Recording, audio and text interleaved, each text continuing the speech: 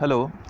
आज की वीडियो में हम करेंगे प्रोडक्शन बजट और प्रोडक्शन कॉस्ट बजट के बारे में एक न्यूमेरिकल प्रॉब्लम करेंगे, जिसमें हम प्रोडक्शन बजट बनाएंगे और प्रोडक्शन कॉस्ट बजट बनाएंगे।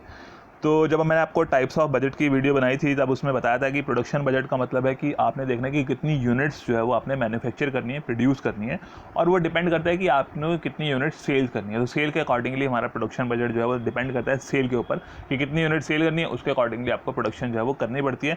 और साथ में आप देख लेते हैं कि कितना स्टॉक आपको जो है वो मेंटेन करना है, क्लोजिंग स्टॉक कितना मेंटेन करना है, उसके ऊपर डिपेंड करेगी कि आपको इतनी यूनिट्स जो है वो मैन्युफैक्चर करनी है। और जितनी यूनिट्स आप मैन्युफैक्चर करेंगे उसके हिसाब से उसका प्रोडक्शन कॉस्ट बजट बनेगा, कि उसमें मटेरियल का, लेबर का और जितने ओवरहेड्स उसमें होने वाले हैं प्रोडक्शन के लिए, तो production overheads plus material plus labour उसकी कॉस्ट ऐड कर लेंगे, तो जितनी यूनिट्स आप मैन्युफैक्चर करने वाले हैं उसके हिसाब से आपका जो है प्रोडक्शन कॉस्ट बजट बन जाता है। तो प्रोडक्शन बजट बनाने से पहले एक छोटा सा हम चीज़ को समझ लेते हैं कि किस तरह से प्रोडक्शन कैलकुलेट करनी है, यानी कि कितनी यूनिट्स जो है वो प्रोड्यूस करनी है। फॉर एग्जाम्पल कि आपने जो है वो सेल करनी है 4000 यूनिट्स जो है वो आपने सेल करनी है, यानी कि आपको 4000 यूनिट्स अगर सेल करनी है तो 4000 यूनिट्स आपको एटलीस्ट मैन्युफैक्चर करनी पड़ेंगी।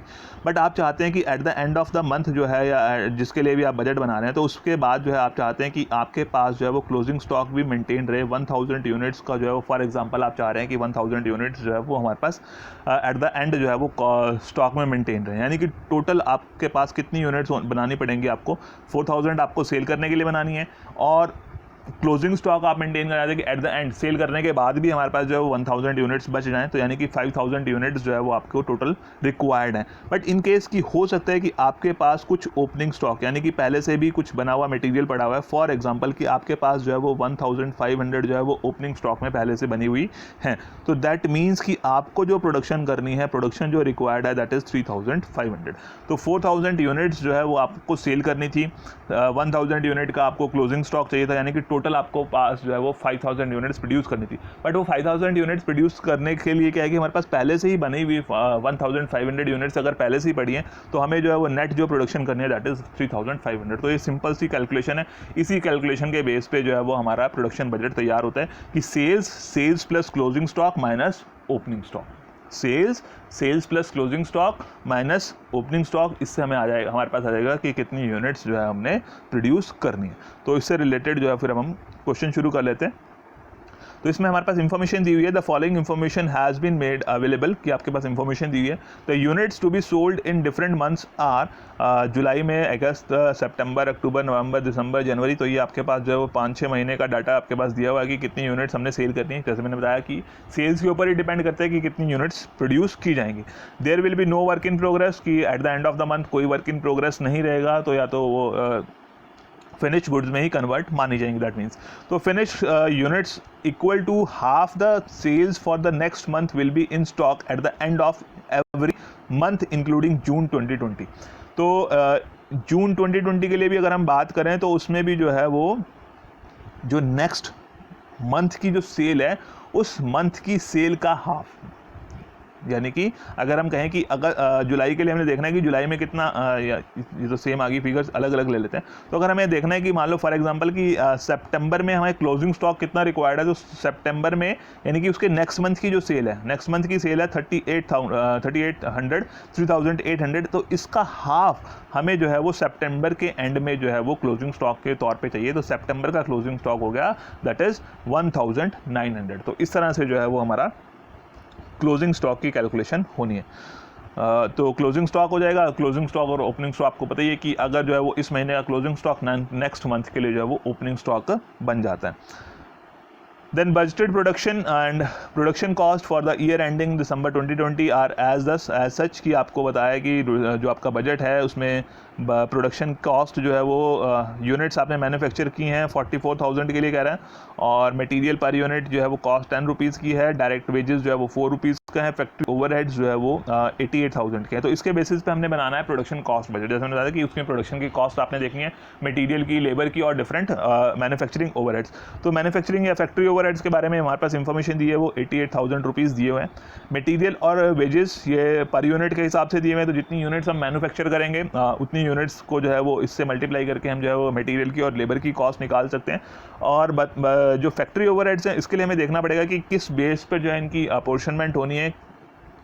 तो यहाँ पर जो बेस हमारे पास सिर्फ बचता है, तो पर यूनिट का बेस बचता है कि कितनी यूनिट्स के लिए ये बजट कॉस्ट आ रही है। ये कॉस्ट आ रही है 88,000 रुपीज़ की फॉर 44,000। तो 44,000 यूनिट्स के लिए कॉस्ट आ रही है 88,000 की। दैट मीन्स कि ये कॉस्ट जो है वो, क्योंकि और कोई बेस नहीं है जिस बेसिस पर हम इसको अपोर्शन कर सकेंगे, तो पर यूनिट के बेसिस पर ही इसकी अपोर्शनमेंट होगी। तो 2 रुपीज़ आई थिंक ये आएगा 88,000 डिवाइडेड बाई 44,000, तो 2 रुपीज़ पर यूनिट के हिसाब से जो है वो फैक्ट्री ओवरहेड्स यहाँ पर हम चार्ज करेंगे।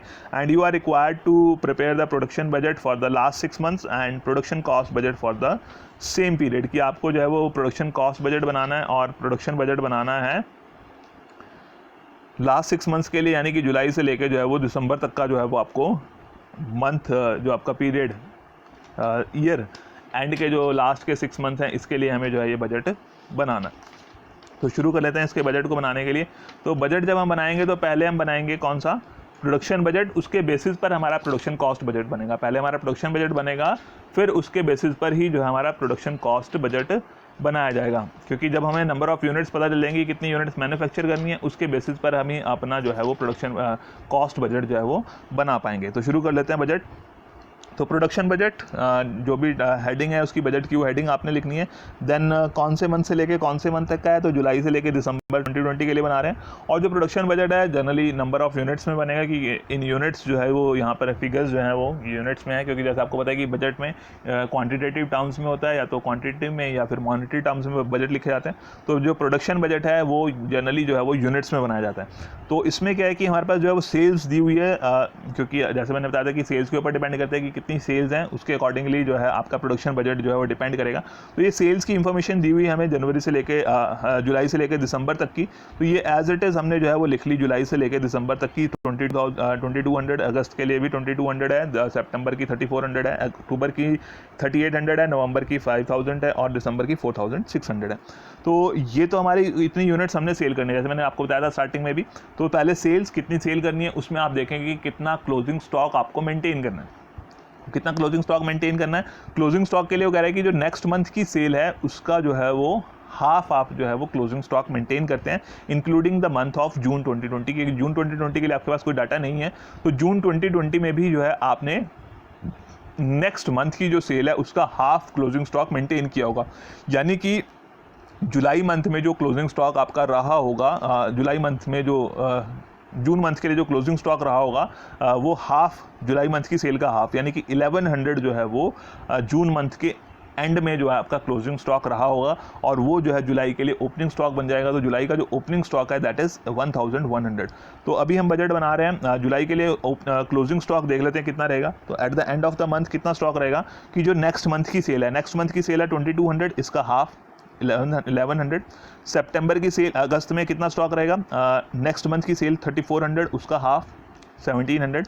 सितंबर में कितना रहेगा, अक्टूबर की सेल का हाफ 1900, एंड अक्टूबर में कितना रहेगा, नवंबर की सेल का हाफ 2500, एंड नवंबर में कितना रहेगा, दिसंबर वाली सेल का हाफ 2300, एंड दिसंबर में कितना रहेगा, दिसंबर में कितना रहेगा, जो जनवरी की सेल है उसका हाफ। तो जनवरी की जो सेल है वो 4000 है, इसका हाफ यानी कि 2000 जो है वो यूनिट्स जो है एट द एंड आपको दिसंबर में मेंटेन करनी है। तो ये आपका टोटल आ गया, इतनी सेल्स, इतना जो है वो स्टॉक आपको चाहिए, दैट मीन्स कि इतनी यूनिट्स जो है वो रिक्वायर्ड हैं। ये आपका टोटल का कॉलम आ गया कि जनवरी, अगस्त, सितंबर, अक्टूबर, नवंबर, दिसंबर, इनका टोटल जो है वो हमने यहाँ पे एक निकाल लिया कि टोटल कितनी यूनिट्स मैन्युफैक्चर होने वाली। अब इसमें से हमने माइनस करना है कि हमारे पास जो पहले से कितना स्टॉक बचा हुआ है, बाकी की यूनिट्स हमने मैन्युफैक्चर करनी है। इतना सेल, इतना स्टॉक एंड हमें चाहिए, और उसमें से हम ओपनिंग स्टॉक माइनस कर देंगे तो हमारे पास आ जाएगा कि कितनी यूनिट्स हमें जो है प्रोड्यूस करनी है। तो जुलाई मंथ में जो है वो कितनी यूनिट्स जो है वो ओपनिंग स्टॉक में रही होंगी, वो जून के ऊपर डिपेंड करेगा। जून में हमारा जो क्लोजिंग स्टॉक रहा होगा वो कितना रहा होगा, जुलाई वाली मंथ का सेल का हाफ। तो जुलाई वाली मंथ का जो सेल है वो 2200 है, उसका हाफ यानी कि 1100 जो है हमने जून में क्लोजिंग स्टॉक मेंटेन किया होगा, और जो जून का क्लोजिंग स्टॉक है वो जुलाई के लिए ओपनिंग स्टॉक हो गया, दैट इज 1100। तो स्टॉक एट द बिगिनिंग, ये वाली फिगर जो है वो थोड़ी सी आपको निकालनी ध्यान रखनी है। बाकी का तो बहुत सिंपल है, सिर्फ इसी फिगर में कहीं जाके कन्फ्यूजन आती है कि जी हमारे पास तो जो है वो ओपनिंग स्टॉक नहीं दिया हुआ है, इसको हम कैसे कैलकुलेट करेंगे। तो वो एग्जाम में इस तरह की कन्फ्यूजन हो जाती है। तो ये जो ओपनिंग स्टॉक है ये दिया हुआ ही है, इसको इस तरह से निकालना है हमने कि देखना है कि जो जुलाई में ओपनिंग स्टॉक कहाँ से आएगा, जून वाली जो जून में हमने जो क्लोजिंग स्टॉक मेंटेन किया होगा, क्योंकि उसमें क्वेश्चन में हमारे को दे दिया है कि इंक्लूडिंग जून हमने जो है वो सेम तरीके से जो है वो क्लोजिंग स्टॉक मेंटेन किए हुए हैं। तो जुलाई की जो सेल है 2200 उसका हाफ हमने जो है वो जून के एंड में जो है वो स्टॉक मेंटेन किया होगा, दैट वाज 1100, और वो जो जून का क्लोजिंग स्टॉक है जुलाई के लिए ओपनिंग बन गया 1100। इसी तरह से सेम वे जो है वो जुलाई का क्लोजिंग स्टॉक अगस्त के लिए बन गया ओपनिंग स्टॉक, और अगस्त वाला जो क्लोजिंग स्टॉक है वो सितंबर के लिए ओपनिंग हो गया, सितंबर का क्लोजिंग अक्टूबर के लिए ओपनिंग हो गया, अक्टूबर वाला क्लोजिंग नवंबर के लिए ओपनिंग हो गया, नवंबर का क्लोजिंग दिसंबर के लिए जो है वो ओपनिंग स्टॉक हो गया, तो 2300 का 2300। तो ये हमारे पास जो है वो बिगनिंग में आ गया कि कितना कितना स्टॉक जो है वो हमारे पास ओपनिंग स्टॉक पड़ा हुआ है, या इसको आप ओपनिंग स्टॉक भी लिख सकते हैं, इसको क्लोजिंग स्टॉक भी लिख सकते हैं। और इसमें से क्लोजिंग ओपनिंग स्टॉक माइनस कर देंगे, दैट मीन्स प्रोडक्शन जो रिक्वायर्ड है हमारे को, टोटल तो यूनिट्स रिक्वायर्ड थी कितनी, सेल के लिए 2200, स्टॉक एट द एंड 1100, यानी कि टोटल यूनिट्स जो रिक्वायर्ड थी वो 3300 की थी, बट उसमें से 1100 अभी हमारे पास स्टॉक में है, ओपनिंग स्टॉक में है, दैट मीन्स कि 2200 हमें जो है वो मैन्युफैक्चर करना है। तो सेम वे जो है वो जुलाई अगस्त सितंबर अक्टूबर नवंबर दिसंबर के लिए हमने जो है वो निकाल लिया। तो production required, sales plus closing stock, और इतनी यूनिट्स रिक्वायर्ड हैं, उसमें से हमारे पास अभी पहले इतनी बची हुई हैं, बनी हुई हैं, ओपनिंग स्टॉक में पड़ी हैं, तो वो हमने माइनस कर दी, दैट मीन्स इतनी रिक्वायर्ड जो है वो हमारे पास प्रोडक्शन रिक्वायर्ड है। इसका टोटल गया, ये आपके पास जो है वो इतनी यूनिट्स टोटल जो है वो रिक्वायरमेंट इतनी है, और मंथली बेसिस पर जो है वो इतनी यूनिट्स आपको मैन्युफैक्चर करनी पड़ेंगी। तो जैसे अक्टूबर के लिए निकालनी है तो अक्टूबर की सेल्स 3800 प्लस 2500 उसका क्लोजिंग स्टॉक हो गया 6300, उसमें से 1900 जो है हमारे पास पहले से बैलेंस बची हैं, यानी कि हमें जो है वो प्रोडक्शन करनी पड़ेगी 4400 यूनिट्स की। तो ये आपका प्रोडक्शन बजट जो है वो बन के तैयार हो गया। अब इस प्रोडक्शन बजट के बेस पे हमने बनाना है प्रोडक्शन कॉस्ट बजट। तो प्रोडक्शन कॉस्ट बजट उसमें भी जुलाई से दिसंबर तक का बनाना है, जुलाई अगस्त सितंबर अक्टूबर नवंबर दिसंबर, और लास्ट में हमने लिख लिया है टोटल। और ये जो कॉस्ट बजट बनेगा ये बनेगा रुपीज़ में, अमाउंट के तौर पे बनेगा। तो इसमें जैसे आपको याद भी होगा, चलो दोबारा भी देख लेते हैं। 3 एक्सपेंसेस हैं हमारे पास, मटेरियल का, वेजेस का और फैक्ट्री ओवरहेड्स के बारे में इंफॉर्मेशन दी हुई है। तो मटेरियल तो 10 रुपीज़ दिया हुआ है पर यूनिट, जितनी भी यूनिट्स हमने मैन्युफैक्चर की होंगी उस महीने का बजट देख लेते हैं, कितनी यूनिट्स हमारे को मैन्युफैक्चर करनी है। मटेरियल 10 रुपीज़ के हिसाब से, वेजेस जो है वो 4 रुपीज़ पर यूनिट के अकॉर्डिंग, और फैक्ट्री ओवरहेड जो है वो 88,000 डिवाइडेड बाई 44,000। तो इसमें जो है वो देखना पड़ता है फैक्ट्री ओवरहेड्स वगैरह के लिए, ओवरहेड्स के लिए कि किस बेसिस पर उनकी अपॉर्शनमेंट होनी है। तो अगर यहाँ पे पर यूनिट नहीं दिया है, टोटल अमाउंट दिया है, तो इसको हमने डिस्ट्रीब्यूट करना है। तो ये जो 88,000 है दैट इज़ फॉर 44,000 यूनिट्स। तो यहाँ पे हमारे पास यूनिट्स के बारे में ही इंफॉर्मेशन है अवेलेबल, कितनी यूनिट्स हम मैन्युफैक्चर कर रहे हैं प्रोडक्शन बजट में। तो 88,000 को हम 44,000 से डिवाइड करके, यानी कि 2 रुपीज़ पर यूनिट जो है वो फैक्ट्री ओवरहेड्स की कॉस्ट आ रही है। तो डायरेक्ट मटेरियल 10 रुपीज़ के हिसाब से ये बना लिया हमने। जो यूनिट्स हैं 2200, 2800, 3600, 4400, 4800, 4300 एंड 22,100। तो 2200 जुलाई की प्रोडक्शन है, 2200 को 10 से मल्टीप्लाई किया 22,000 हो गया। अगस्त की जो हमारे पास है 2800, इसको 10 से मल्टीप्लाई किया 28,000। सितंबर वाली 3600 है, इसको 10 से मल्टीप्लाई किया 36,000। और अक्टूबर में 4400 है, इसको 10 से मल्टीप्लाई किया 44,000। नवंबर में जो प्रोडक्शन थी वो 4800 की करनी है, उसको 10 से मल्टीप्लाई किया 48,000। दिसंबर वाली जो है 4300 की है, इसको 10 से मल्टीप्लाई किया 43,000। और जो टोटल था वो 22,100, इसको 10 से मल्टीप्लाई किया 2,21,000 जो है हमारे पास मटेरियल के लिए आ गया। और वेजेस के लिए भी same way 4 rupees per unit से मल्टीप्लाई करना है। 2200 को 4 से मल्टीप्लाई करेंगे तो 8800, 2800 को 4 से मल्टीप्लाई किया 11,200, 3600 को 4 से मल्टीप्लाई किया 14,400। देन अक्टूबर में 4400 है, इसको आप 4 से मल्टीप्लाई करेंगे 17,600। नवंबर में 4800 है, इसको 4 से मल्टीप्लाई किया 19,200।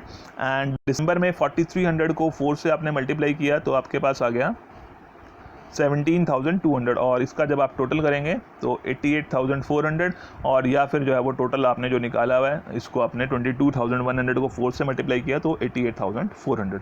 और ये 2 एक्सपेंसेस दिए हुए थे और एक फैक्ट्री ओवरहेड जिसको हमने निकाल लिया था कि 2 रुपीज़ पर यूनिट कॉस्ट आ रही है, तो factory overheads at the rate of ₹2 per unit.